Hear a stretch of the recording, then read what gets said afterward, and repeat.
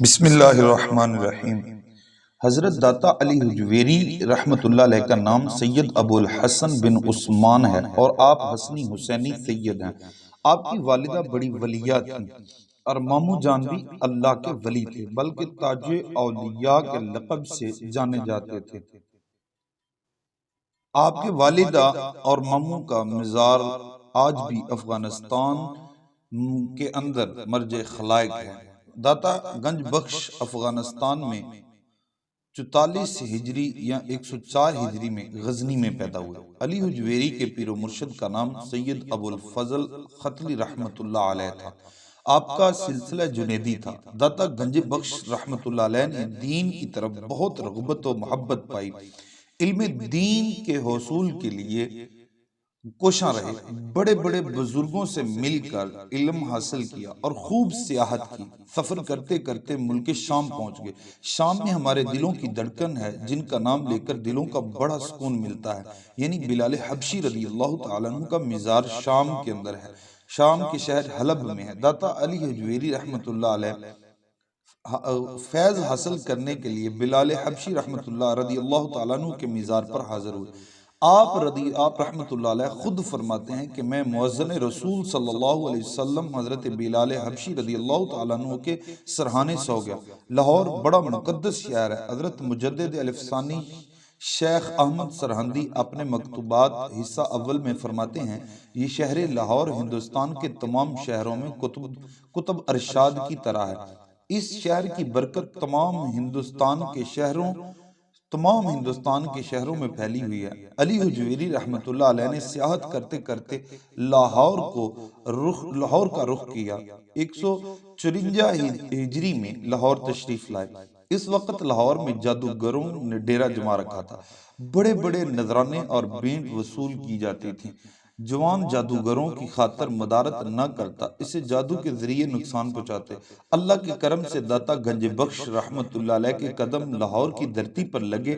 آپ رحمت اللہ علیہ نے ایک بوڑھی عورت سے دودھ خریدنا چاہا تو وہ ڈر گئے، کیونکہ وہ لوگ مسلمانوں کے بارے میں اچھی رائے نہیں رکھتے تھے۔ اس بوڑھی عورت نے انکار کیا، اگر میں دودھ آپ کو بیچ دوں تو جادوگر مجھے مار دے گا، میری بھینسوں سے خون آئے گا۔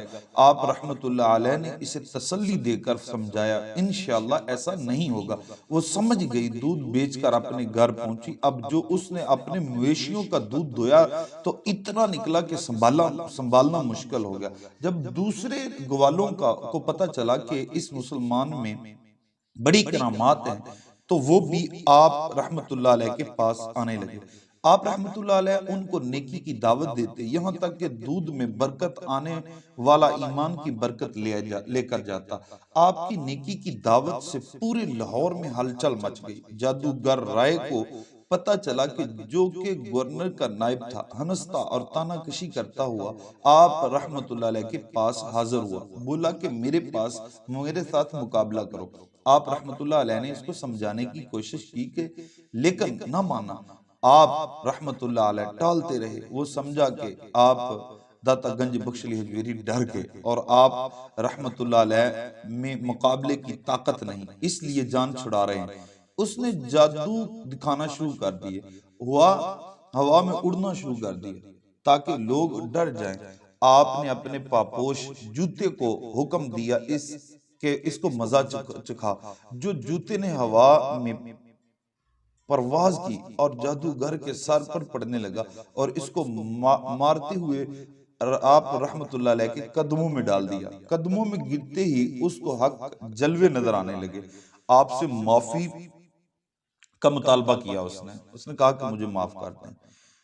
اب ظاہری بات تھی کہ جو وہ دیکھ چکا تھا، آپ سے معافی مانگی، آیا تھا لڑنے کے لیے، ہار کر غلامی قبول کر لی، مسلمان ہو گیا اور ظاہری باطنی علوم کی تربیت کے بعد اسلام کا مبلغ بن گیا۔ اس کے قبول اسلام سے ہر طرف ہلچل مچ گئی، جادوگروں کا جادو ماند پڑ گیا۔ پنجاب سے ہندو آتے جاتے، آپ انہیں مسلمان بناتے جاتے۔ الحمدللہ اسلام کی روشنی لاہوریوں کے اندر خوب پھیلی۔ یہ رائے راجو بعد میں شیخ ہندی رحمت اللہ علیہ کے نام سے مشہور ہوئے۔ کہا جاتا ہے کہ ان کا مزار بھی آپ کے دربار کے ہاتھے میں موجود آپ کو نظر آئے گا۔ اور اب تک ان کی اولاد داتا صاحب رحمت اللہ علیہ کے دربار کی خدمت سر انجام دے رہی ہے۔ داتا گنج بخش رحمت اللہ علیہ نے جہاں آپ کا مزار ہے مکان بنایا اور مسجد کی بنیاد بھی رکھی، یہ جائے نماز بھی آپ کو نظر آئے گا، مگر اس کے محراب کو جانب جنوب رکھا۔ علماء نے اعتراض کیا کہ قبلہ سے ہٹ کر ہے۔ ایک دن سارے علماء کو اکٹھا کیا، نماز پڑھائی۔ نماز پڑھنے کے بعد آپ رحمت اللہ علیہ نے کہا کہ میں نے اس سمت میں نماز پڑھائی ہے، ذرا دیکھو ادھر کیا ہے۔ علماء نے دیکھا، نہ محراب ہے نہ محراب کی دیوار، سب نے کعبہ شریف کا جلوہ دکھا۔ آپ نے اسلام کی بہت خدمت کے بڑے بڑے کفار نے آپ رحمت اللہ علیہ کے دست مبارک پر اسلام قبول کیا۔ آپ رحمت اللہ علیہ کی کتاب کشف المحجوب کا معنی ہی چھپے ہوئے کو ظاہر کرنے والی، ہر مسلمان اس کا مطالعہ کرے اور پڑھ کر اپنی اصلاح کرے۔ آپ رحمت اللہ علیہ اور آپ نے آپ کی کتابیں لکھیں، آپ نے کتابیں لکھیں۔